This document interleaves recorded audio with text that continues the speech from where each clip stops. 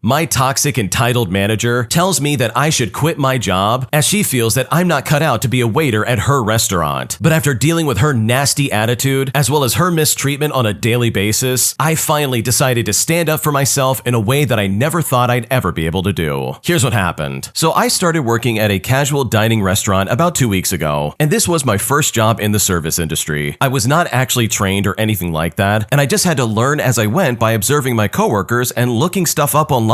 The job was absolutely awful. The owner didn't know what she was doing. Everything was extremely disorganized. The waiters would take their stress out on me, and I was constantly given contradictory instructions. For example, they would say that my top priority should be taking food to the customers, but then when I would do that, they would scream at me and be like, "Oh, don't take the food to the customers. That's not your assigned task." I was expected to know things that I couldn't possibly know if I wasn't told. My manager and the owner expected me to simply read their minds. I was working over 9 hours a day, 6 days a week, and they did not pay extra hours, even though most days we would work from 1 to 3 hours more than we were supposed to. I was struggling a lot, trying to find a way to improve and deal with the stress of this job while working with frankly awful people. But I realized that I love being a waiter. I'm great with customers, I'm quick, I learn fast, and I've got a lot of stamina. During my last 2 shifts, I found a strategy to avoid getting overwhelmed that really was working wonders. I basically just pretended I was having the time of my life, and I started to believe it. I was singing along to the music, smiling and joking around with the customers, being kind to my coworkers, and I really thought I had it all under control. But then, my manager approaches me at the beginning of the Sunday night shift and says to me something that honestly blew my mind. She said, "To be honest, we don't think you're cut out for this line of work. The service industry is very stressful, and you cannot handle this level of stress. In fact, I don't think you ever will be able to handle it. I wouldn't even try to work at a restaurant again if I were you. Some people just can't do this type of thing, and you're one of them." Now, my sensitive and empathetic personality has always been something I don't really like, so her words really hurt me. I was just starting to turn things around and use what I consider my flaws as a tool. And yes, I'm sensitive and empathetic, and people's bad moods can get me down, and thus I started to put my best foot forward, connect with customers, and treat them with the kindness and empathy that I would show a good friend. I decided to fight everyone's foul mood by being in such high spirits that it was essentially impossible for them to not smile. But my manager and the owner disliked me. They had started to treat me very harshly during my last few shifts, and I noticed this, but I was trying to pretend that everything was all right. I finished up my shift as well as I could, made sure every customer I served that night left with a smile on their face, and said goodbye to my coworkers and waited to get home to have a good cry. And now I'm devastated. I loved being a waiter despite the negative experiences at this restaurant. Before that shift, I was telling my friends that I believe perhaps this was the line of work for me, and it destroyed me to be told that actually I'm not cut out for this and that I never will be. So now I don't know what to do. I feel lost, and I'm afraid that my manager is right, and I'm just not strong enough for this line of work even though I loved it. I don't want to go back to office work, which can be as stressful, but without the benefit of interacting with customers face to face. What should I do? Before we go any further, the original poster actually has an update for this story. Here's what they had to say. So after the incident with my manager, I decided to quit, and yesterday, the owner called me to ask if I would be willing to try working at their second location, which is closer to my house and is a much smaller place. She told me that she believed I could handle it and that she knows the way I work and she trusts me to give it a trial shift and see how I feel. And you know what? In a couple of hours, I'm going there to try it out. It's Friday and close to the holidays, so it will be packed, and this really should give me a good idea of how the team at this location functions under stress. So I'm very nervous but hopeful. I'm coming in a different person than I was when I started at the first location, especially given that I know the menu, their system, and I have some experience under my belt. But I really hope it all works out because the way I got treated at my other location was honestly so disrespectful. Wow, good for the original poster for seeing their worth and saying, you know what, I am not going to take this any longer. Because that manager is out of her mind if she thinks the way she acted is in any way appropriate. Like, what kind of manager would be like, I don't think you're cut out for this job, and you should probably just quit. Like, you should just quit right now and never come back. Like, what are you talking about? Like, it's pretty clear that the manager was just straight up miserable at her job, and she's only saying that because she knows that you're trying to make the best of your job, whereas she's given up on that idea probably decades ago. This is very obviously a loser trying to bring someone down to their level, and I'm so glad that you decided to put your foot down and say, I'm not working there ever again. But also, to the credit of the owner of these stores, it's nice to see that they saw that yes, you are a valuable member of the team, and that they have good reason to try and keep you around. But regardless, I really hope that manager gets reprimanded or best of all fired from their job, because any manager who's trying to like convince their workers to quit all because they're jealous of the way that they're actually enjoying their job, in my opinion, has no business being a manager, because that kind of behavior is absolutely unacceptable. If you like Am I the Jerk, you're probably going to love Am I the Genius. Check it out, link down below in the description. Also, go to AmITheJerk.com/submit if you would like to submit your own stories. My girlfriend broke up with me all because I took my mother with me to the hospital, and now I seriously don't know what to do. Okay, so my girlfriend and I have been together for about 3 years now. Since the beginning of our relationship, all I can remember is my girlfriend hating my mother for absolutely no reason, and I mean genuinely no reason. She has openly admitted that she can't even tell me why she dislikes my mother so much, but it's so bad to the point where I'm not even allowed to talk to or see my mother without getting broken up with. About 6 days ago, I developed a severe case of tonsillitis, and I needed to go get a local anesthetic procedure done. Now, my mother is the one who controls our medical scheme, which means she needed to be there to fill out the forms and make the payments. Well, this resulted in a nightmare. Not only has my girlfriend broken up with me for it, but she has also given me the ultimatum to choose either her or my mother, and that I need to completely cut her out of my life, meaning that I would block her on everything and take myself off of every life and medical insurance that we share. Now, keep in mind that she has admitted to hating my mother for no reason. She has also told me that she'd be less upset if I cheated on her than if I spent time with my mom. Now, in my girlfriend's defense, 3 days ago before the procedure, she offered to come take care of me, to which I very politely declined because I had an extremely busy day trying to get my car fixed. So she has taken it very personally that I chose my mother to come with me to the procedure instead of her, when in reality, I simply just needed her there for logistical reasons. So now I feel completely lost and I seriously don't know what to do. Okay, you should really be thanking your girlfriend for breaking up with you, because she sounds insane. Like seriously, what's going on right now? She is blatantly saying, hey, I hate your mom for no reason, and if you want to be with me, you need to cut all contact with her. And it's like, why should I do that? What, simply just because you don't like her for some mystery reason? Like, is this lady a sociopath or some kind of narcissist? Because she's given no reason as to why she doesn't like your mom. She just decided, oh, I hate her. You need to cut her off and block her on everything. So honestly, I think you should be thanking this lady for breaking up with you, because she sounds insane. Like, this is not someone you want to have a relationship with. She also highly projected that, oh yeah, I'd be okay with you cheating, but don't talk to your mom. And that kind of seems like she's testing the waters, where the subtext kind of reads like, oh, if you cheated on me, I'd be okay with it, so you should be okay with me cheating on you. And that means to me, like, either she's completely out of her mind, or she's actively like currently cheating on you, and this is the only stupid reason she can come up with to try and like break things off. So truly, I would move on with my life and not look back, because your ex-girlfriend sounds like an absolute psychopath. This next story came from the Am I the Jerk subreddit. Check the links in the description if you would like to submit your own story. Am I the jerk for telling my aunt that her kids are entitled little brats? Because after dealing with them for most of the day, I am seriously so sick of their behavior, and I really just can't take it any longer. Here's what happened. I'm a 19-year-old female, and I was recently at a family gathering of all the relatives and their partners on my mom's side of the family. It's a pretty large family, and it was one of the first times I met one of my aunt's kids after COVID. This aunt, who we will call Nina, has 2 kids that are about 6 years old, and their names for the sake of the story will be Wayne and Eric. And I want to preface this by saying, yes, I know they're little, and the kids were not anywhere in earshot when I talked to Nina. Anyways, these kids are a chore to be around. Normally, I love kids, but these kids are something else. The first thing that happened when we were having dinner is that Wayne walked up to me and said, "You're ugly." Now, I didn't take it too seriously. I mean, kids are like that, and I thought it was funny more than anything else. So I just kind of let out a giggle. This kid then gave me a look of pure hatred, and then he kicked me with a surprising amount of strength all before running away. And in fact, both of his parents were even at the table. The next morning, I woke up to screaming, and when I ran upstairs, Wayne is glued to his tablet, and Eric is screaming at my grandmother. She had tried to get him to move away from his phone to come down for breakfast. Eric was slapping and kicking grandmother, who is in her early 80s and has arthritis. So I let out a yell by saying, "How dare you?" I then proceeded to tell him more calmly that our grandmother deserves respect. This kid then looks me in the eye and says, "You're not the boss of me." But I just rolled my eyes and said, "Fine, but when mommy and daddy leave you here, you have to listen to grandma." He then looks at grandma and gives her a little smirk and says to her, "I'm gonna tell daddy that you hit me." And my grandmother started to explain that telling lies like that is very dangerous, but he just stomped up to the room. Now, as time went on, they got even moodier. One of them, I can't remember which one, knocked a bunch of stuff off the table before looking at my grandfather and saying, "I'm not cleaning this up, you can't make me." Now, their parents are present for these incidents, and they do literally nothing about it. Finally, Wayne walked up to me and said, "Your dad looks dirty." And mind you, my dad is Latin American, so I tried to calmly explain why this was not okay to say, but he ran away. I then went to find my aunt and tried to explain all the things that had happened. She said that they're just kids and that they'll learn someday. But I just straight up told her that her kids are entitled little brats and that she needs to teach them to be better people and to respect others. You know, the kind of stuff you would learn in preschool. She then told me that I was being a bratty little girl. But I said I'm an adult and I've been in this family much longer than she has, as she got married into the family last year. So she has no right to talk down to me like that. And after I said that, she left. Now, this is a question I can see coming up. Where were all the adults? Well, whenever the family gets together, the adults leave the kids either with me as I am the oldest or with my grandparents. But anyways, should I apologize to my aunt? Did I go too far? Am I the jerk in this situation? What should I do? Okay, this might be a little rude, but I'm just gonna say it. You are definitely not the jerk. I can't stand when people don't take care of their kids and they don't correct them when they're doing awful behavior, because by doing nothing, you're giving this demon a license to basically do whatever he wants. Like, these 6-year-olds are running around saying, "I'm not gonna clean this up. You're ugly. You look dirty." Like, what are you doing? That is not okay. You can't talk to people like that. And this behavior very easily could be corrected. Like, the aunt in this situation is an adult. There's no excuse for allowing this kind of behavior. Like, this is so unacceptable, even for like family gatherings. Because sure, at like family reunions or stuff like that, it's totally fine to let your hair down and be more yourself. But if that means your kids are gonna be running around and breaking things and saying awful things to like everybody around them, then you need to step up and be like, wait, no, that's not gonna happen. And any other justification of, oh, they're still young, they're just kids. Like, sure, they're just kids, but guess what? They're your kids. And your kids are being very entitled and very annoying. And trust me, if you're not gonna correct them, someone else will, and that's not gonna be good, because clearly you're just super sensitive about it. So no, of course you're not the jerk. This needed to be said, because clearly your aunt is not a very good parent. Am I the jerk for leaving a family party early when my father's wife wouldn't leave me alone and kept trying to force some kind of relationship? Because after my father cheated and ruined my family, I decided I wanted nothing to do with him or his wife. And now my extended family is saying that I'm at fault for leaving early and for reacting poorly during a family event. Here's what happened. I'm a 19-year-old male and I became estranged from my father 2 years ago after he was outed for having an affair. The woman in question is someone he had worked with, who knew he was married, who had met my mom and me, and it seemed a little off at the time. We now know it was because she liked my dad and wanted me to like her. I was disgusted with my dad. He tried denying it, then he tried to convince mom that it was a one-night stand and nothing more, and that he would forever regret it. But then he wanted her to stay with him and raise the baby he knocked the other woman up with, since they only had me at the time. Even when he moved in with the other woman, he kept trying to stop mom from going through with the divorce. He tried to get me to talk to mom on his behalf. He told me mom was the one breaking up our family and not him. Then when he gave up and accepted mom wouldn't take him back, which is when the other woman lost the baby, he tried to get me on board with things. But I ignored all calls and text messages from him. I couldn't block him while still a minor, but I didn't reply, and I didn't see my dad face to face during this. I knew that I wanted him out of my life for good. He tried to make me see him, but he failed. And once I turned 18, it was completely over for him. He ended up marrying the other woman, and now they're expecting a kid together. And I don't want anything to do with any of that, including the baby. And yes, even if I don't have to see them, I have zero interest in knowing that child or any future children. Now, I still see the extended family, which is why I was at a party they also attended, even though they weren't technically invited to it. During the party, Dad's wife approached me and told me that she wanted to talk, but I said no, and then I walked away. And when she came up again, I walked away again. But on the third time, when she spoke to me before I could move, she said she wants her baby to know their brother, and she wants me to be a part of their family. She wants to know me and have me for dinner, and maybe I could spend some time with them. She tried to say, oh, we're family now, which is honestly just such crap. So I ended up leaving early because I did not want to deal with it. So I thanked the hosts who were already annoyed that she and Dad were there. And for reference, a couple of Dad's siblings want him around still, while the others don't, but they still want to keep the peace and let them stay. The two siblings of Dad who think that we should all be easier on Dad and forgive him were so pissed at me for leaving early because then the rest of the family turned on Dad. They told me that I could have spoken to the woman and not taken it out on her, since apparently she didn't do anything to me. And they said that leaving was an over-the-top reaction, and it's not a mature one, which just caused family disharmony. So am I the jerk in this situation? What should I do? First of all, I love how toxic these siblings are unintentionally being. They're completely showing their hand that they're not only tolerating this behavior, but that they're also upset that you're literally not taking it like they do. They're missing the fact that this woman is the reason his family fell apart. He cheated with her, and guess what? She was a willing participant. She knew there was a family behind this dad, but she went ahead with it anyways. So it's insane to assume that she did nothing to the original poster, because she, along with the dad, completely ruined the family. But also, more to the point, I don't think you're the jerk at all for leaving early and getting away from this lady. You literally want nothing to do with your dad or this lady that he married. They ruined your family, they tore apart everything, and you've made it very clear by ignoring all of his calls and text messages that you want nothing to do with your father. So in my opinion, anybody saying, "Oh wow, look at what you did, this is an overreaction," they can quite literally get lost because they have no say in this matter. Because these people in a lot of ways ruined your life. And if I was being confronted in the way that you were confronted, I absolutely would have done the exact same thing. I caught my girlfriend on a dating app after we agreed that we would be on a break. And now after confronting her about it, I feel like I'm completely lost and that our relationship is falling apart. Because right now, I really don't know what to do. I'm a 27-year-old male, and I've been with my partner Laura for about a year and a half. Laura is not her real name. We met on Bumble and have been living together for the past 6 months. A few months ago, I began having health problems, which did a number on my mental health. It took a toll on my relationship with Laura, who I think struggled to wrap her head around the mental health aspect. I began to feel like I could not open up to her about how much I was struggling and had to manage her happiness for the sake of the relationship. Eventually, things came to a head one day, and I admitted to her that I was having some very dangerous and dark thoughts, if you know what I mean, which greatly upset her. We agreed that it would be best if I left our shared apartment and went home to stay with my parents for a while to recuperate, focus on rehabilitation for my condition, and get myself feeling better again mentally. A few weeks after moving back home, I could sense that Laura was growing distant with me. She admitted that she was struggling with me opening up about my dark feelings. She then called me in tears one day to say that she wants a break. Now, I am shocked and hurt, but I agree to the break as long as we do not date or see other people, as I would prefer we separated full time if that were the case. And when I said this, she agreed to that. Well, one evening, she reveals that she is heading to a night out with a friend of hers, who I will call Mary for the sake of the story. I've had a bad feeling about Mary for some time for reasons I can't quite put my finger on, and I had a feeling deep in my gut that something wasn't right about that evening. I end up downloading Bumble and creating a fake profile. I set it to our city, and I spend a while that evening swiping through women's profiles. And eventually, my worst fears are confirmed. I encounter a profile made by Laura with very recent photos of her. I call Laura up immediately and I confront her. I'm distraught and I'm choking back tears, but she repeatedly denies having made the profile in earnest. She claims that Mary made the profile for her as a way of getting her out of the rut caused by our break. Eventually, I calm down after Laura reassures me that she would never do anything to hurt me. The following day, she asked me how I managed to find her on Bumble, and that's when I come clean and say that I had a bad feeling about the situation, and I decided to go with my gut. She then goes a bit quiet on me, and then insinuates that I'm creepy for stalking her, but I retort that at the end of the day, I found her on a dating app, and that she is not in a position to be taking the moral high ground. Well, she agrees, but not without a bit of silent protest. Fast forward a few months, and I'm feeling better about life. I move back in with Laura, and we try our best to pick up where we left off. I managed to forgive Laura, but I had a hard time looking past Mary's actions. Whenever Laura offered to meet up with Mary for drinks, I would decline and stay at home. Laura eventually confronts me on my refusal to hang out with Mary, and I come clean and I tell her I would rather not spend time around and pretend to play happy families with someone who meddled in my relationship and nearly caused my partner and I to separate. Well, Laura doesn't take well to this and spends the rest of the day in a bit of a huff with me. I am very perplexed by the situation. Laura seems to have a hard time understanding why I don't really like Mary or even want to hang out with her. It is making me wonder whether the story about Mary making the Bumble profile for her is true or not. One thing that also struck me about the Bumble profile is that it has a pretty striking similarity to the one Laura had when we first started dating. Very similar wording and personal information. At the end of the month, Laura is going away on a girls' trip with another one of their friends to another city for the weekend. And I don't want to tell Laura that she can't go, but I am not thrilled by the situation either. So at this point, I really could do with some input. Laura seems keen for me to play happy families with Mary, which I have absolutely no intention of doing. I also wonder if I was a bit too quick to forgive Laura and that there is perhaps more to the story than she is telling me. What should I do? Yeah, I would never bring back my girlfriend in a million years if I saw that she made a profile on Bumble. And that's regardless if a friend made that for her or not. Like, first of all, she has terrible friends, and the fact that she still wants to spend time with that friend shows me that she values that friendship more than our relationship. Like, why on earth would she want to be friends with someone who is blatantly trying to destroy her relationship? That literally makes no sense to me. Like, wouldn't you want to try and be around people who are going to be encouraging and they're going to be like, listen, you're on a break, but you can make this work? Because what Mary did, in my opinion, does not classify as a good friend. This is not someone who's going to like keep an eye out for you or help you in any kind of way. This is literally someone who's trying to take away from your relationship and basically try to drag the both of you down a really weird path. But honestly, that's only if Mary actually did make that profile. Because in my opinion, I think Laura's absolutely lying to you. I'm kind of convinced that she made that profile, but she got caught red-handed, which is why she went on the defensive. Like, she literally tried to turn this back on you and be like, wait a second, why are you stalking me? It's kind of weird that you're on Bumble. How did you find it, huh? When it's like, wait a second, you're the one with the profile, not me. I had to download the stupid application and make a fake profile just to see that you have an active profile. Like, seriously, let's not get this twisted around. So if I was in this situation, there is no way on earth I would ever let this go, because this, in my opinion, is completely unacceptable. When you subscribe, make sure to hit the bell to turn on notifications. To finish listening to all the stories, check out the playlist at the top of the description. And if you want some chill music to put on in the background, check out easymode.com. If you like Am I the Jerk, subscribe to Am I the Genius. Everything will be linked down below in the description.